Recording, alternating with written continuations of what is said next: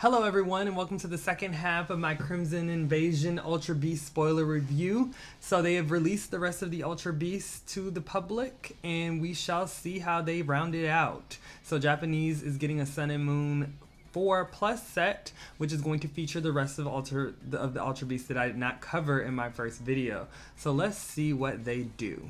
So first up is Pheromosa. Pheromosa is a 170 HP grass basic Pokemon Ultra Beast. For 1 grass energy you can fast raid, it does 30 damage. If you go first you can use this attack on your first turn. For 2 grass you can do Cruel Spike for 60 damage, your opponent's active Pokemon is confused. And for 2 grass you can do Beauty GX for 50 times damage. This attack does 50 damage for each prize card your opponent has taken. When Pokemon GX is knocked out, your opponent takes 2 prize cards. It has weakness to fire and a retreat cost of 1.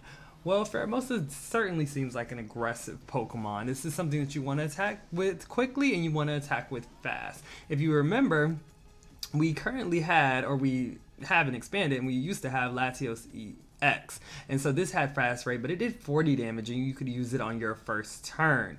I think that Pheromosa is interesting because it is going to be in the standard format, and we don't have fast raid currently in the expanded format. I think that fast raid is an attack that could be interesting, prove to be interesting in standard format. Cruel Spike 2 grass for 60 doesn't seem like a lot. Espeon does 30 less damage and does the same thing more or less for 1 psychic energy. However, confusion has always been something that has been very annoying and very hard to play around, and with the choice band, Pheromosa can 2-shot most Pokemon EX and GX that have 180 HP or less. Another interesting thing to note is that you can pair it with Lurantis and use the Sunny Day ability to make its attacks do more. Unfortunately, we don't have Forest of Giant Plants available to us because I think that could have ended up being a nasty deck where you just go Turbo Lurantis, use some lasers, start Pheromosa, fast raid, and hit for some really big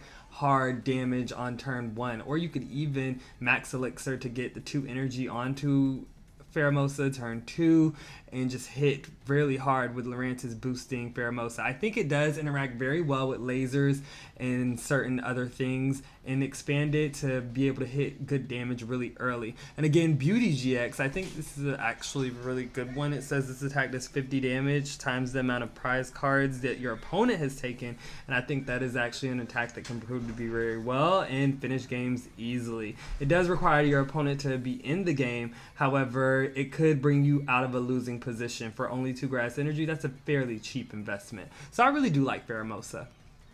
Next up we have Xurkitree. Xurkitree is the Lightning 180 HP basic Pokemon Ultra Beast with weakness to fighting and a retreat cost of 2. It has an ability Flash Head, prevent all damage done to this Pokemon by attacks from each of your opponent's Pokemon that has any special energy attached to it. Rumble Wire for 2 lightning and 1 colorless does 100 damage, discard the top card of your opponent's deck. And finally Lightning GX for 1 lightning energy, your opponent reveals their hand. Choose 1 card there and put it face down as one of their prize cards. Well, that certainly is a fun way to start off the game, being able to look at your opponent's hand, choose possibly the best card or a very important card and put it face down as one of their prize cards. This could be a devastating attack, especially if your opponent has a one of in their deck that they absolutely need to use to beat you, or let's say they've already prized something else and you don't know it, but you grab one of their key Pokemon and put it in the prizes. So let's say your opponent is playing a Gardevoir deck and they prize 1 Gardevoir already and they have 1 in their hand. You can Lightning GX and put it in, and then it puts them at 7 prizes, meaning that they have to take an additional prize to win the game. Sometimes games are so close that if your opponent takes a prize, you could still win the game on the next turn. So this is very interesting, a very interesting Pokemon, a very interesting attack. As far as the ability, we have seen this ability once before in Aegislash EX, which was a very popular card against decks such as Flareon and Night March because they can't really affect him. However, Hexmaniac came out and those decks were able to get an answer. However, I think special energies are still pretty popular today, and I think Xurkitree could see some play. The only problem I have with him is his attack costs 2 lightning and a colorless instead of a lightning and a double colorless, which is going to be very hard for decks to utilize, especially if they want to splash for Xerneas. Xerneas seems like, I said Xerneas, Xurkitree. Xurkitree seems like a Pokemon that is only going to go in a deck that is running a good amount of electric energy. And again, electric for once in its life, is not a very popular type right now. I remember when having a lightning weakness used to be bad, but now it's not too shabby if you do. So I think Xurkitree could be an interesting one. We might want to look out for him. And then finally, we have Celesteela. I was very excited for this one. Celesteela is a metal Pokemon with 200 HP, basic Pokemon Ultra Beast, weakness to lightning ×2, resistant to fighting, and a retreat cost of 4. For a metal and 2 colors, this has Rocket Fall, 30 damage, plus this attack does 30 more damage for each colorless in your opponent's active Pokemon's retreat cost. Moon Press for 3 colorless and a metal, it does 130 damage, and then Blaster GX for a metal and 3 colorless, and it does 180 damage. Turn all of your prize cards face up. So continuing the trend of being able to manipulate and utilize prize cards with these Ultra Beasts. I think that Celesteela is one that has had the most debate amongst the most recent ones that have been released. Again, we are really looking for a Pokemon that can counter Gardevoir. We're looking for that metal Pokemon that we can just kind of splash and throw in any deck and counter Gardevoir. I was hoping that Celesteela would be that, but it's kind of looking like it is not.